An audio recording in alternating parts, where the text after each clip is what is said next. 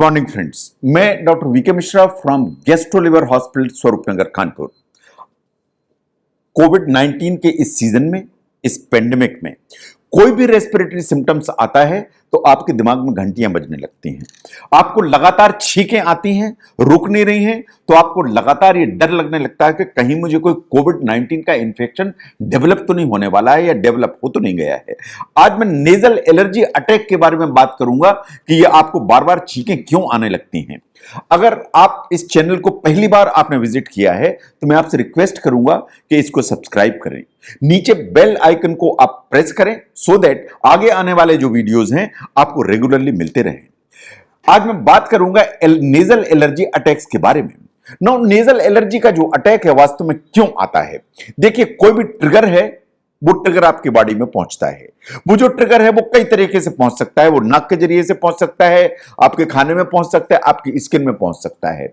ये जो ट्रिगर्स हैं ये कई तरह के होते हैं और पूरा एटमॉस्फेयर में मौजूद होते हैं। अगर हम ज्यादा ट्रिगर्स की बात करें तो आप ध्यान से देखिए, ये जो डस्ट होती है ये ट्रिगर का काम करती है, जो माइट्स होते हैं, मोल्ड्स होती हैं, ये ट्रिगर का काम करती हैं, जो ग्रास होती है वो ट्रिगर का काम करते हैं, जो बहुत सारे पेट्स हम यूज करते हैं, डॉग यूज करते हैं, कैट्स यूज करते हैं, इनके जो फर्स होते हैं ये वास्तव में ये ट्रिगर का काम करते हैं।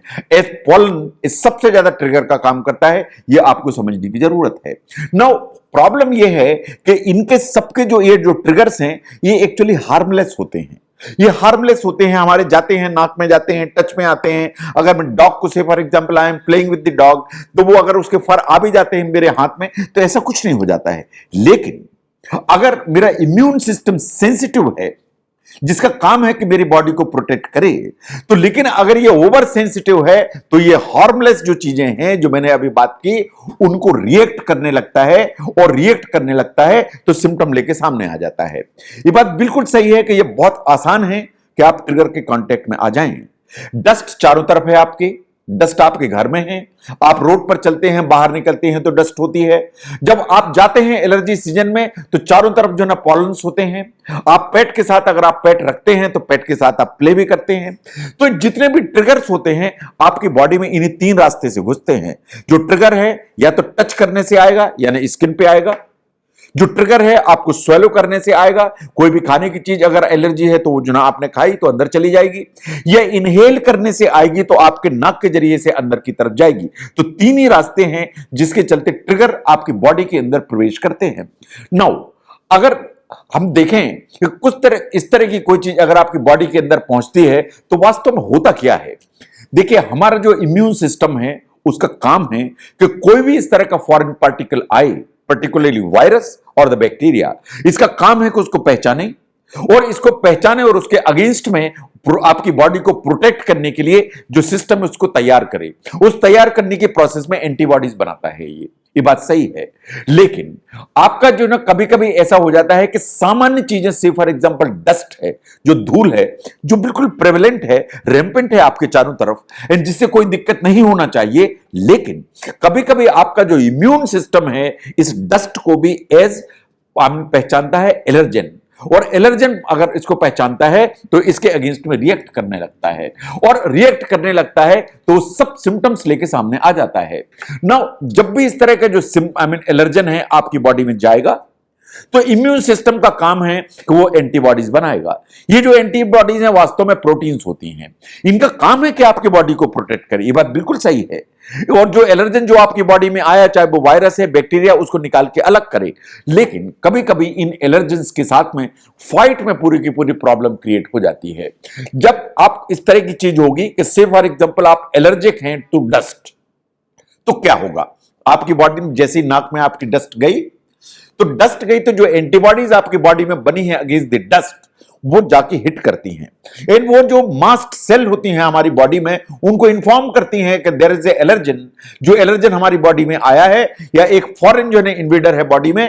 तो जो मास्ट सेल को जो इंफॉर्मेशन मिलती है तो मास्ट सेल्स वास्तव में एक केमिकल रिलीज करती हैं जिसे कहते हैं हिस्टामिन। ये जो हिस्टामिन रिलीज करती है मास्ट सेल, यही पूरी झंझटें तैयार करता है।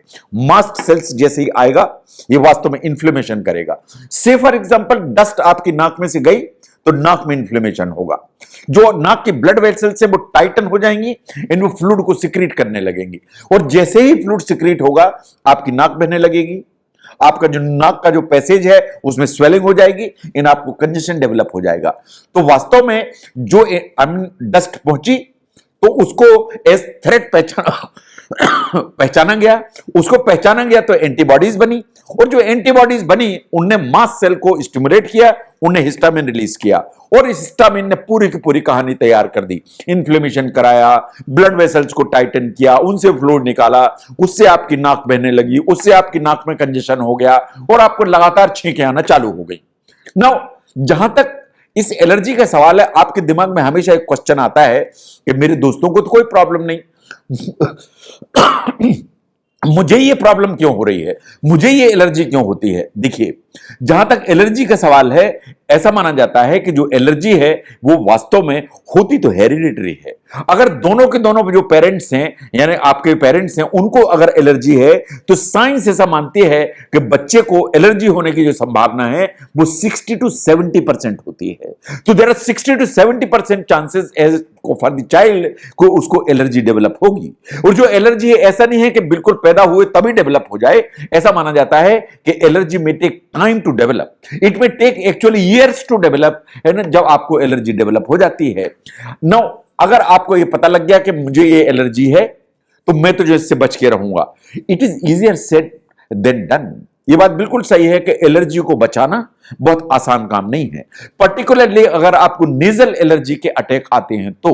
अगर आपको बार बार छींकों के अटैक आते हैं, नेजल एलर्जी के अटैक आते हैं, तो इतना आसान नहीं है, क्योंकि जो नेजल एलर्जी है वो सबसे ज्यादा होती है डस्ट से, पॉलन से, मोल्ड से।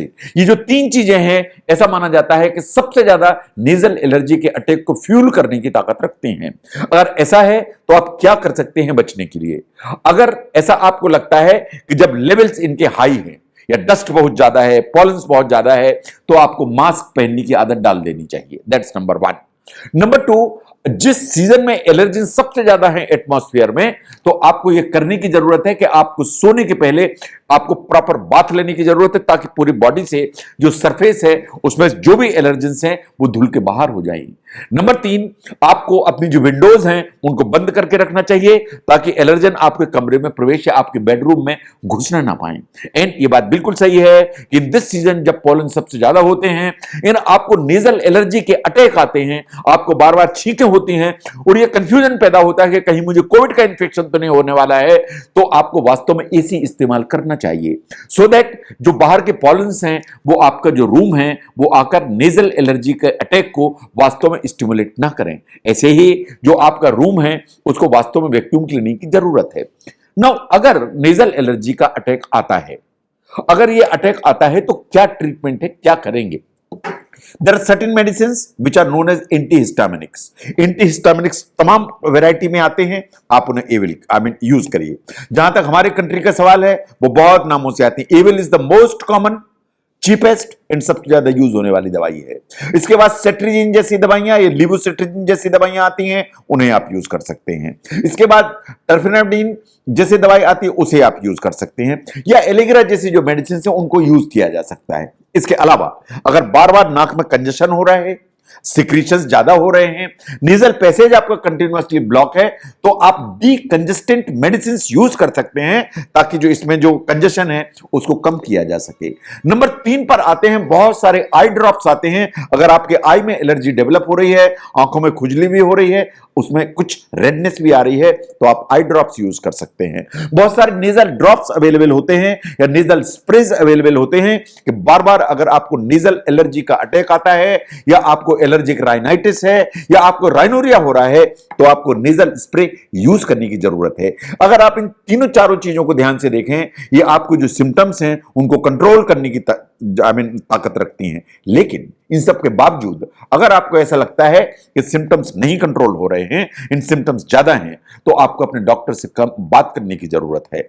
एक्चुअली अगर ऐसा आपको लगता है कि एलर्जी क्यों आपको बार बार हो रही, ये मुझे समझ ही में नहीं आ रही है, अगर ऐसा है तो आपको एलर्जी टेस्ट की जरूरत पड़ेगी। वास्तव में एलर्जी टेस्ट में आपकी बॉडी को बहुत सारे एलर्जेंस के लिए एक्सपोज किया जाएगा, इस चीज को देखने के लिए कि वो क्या चीज है जिसके चलते आपको एलर्जी हो रही है।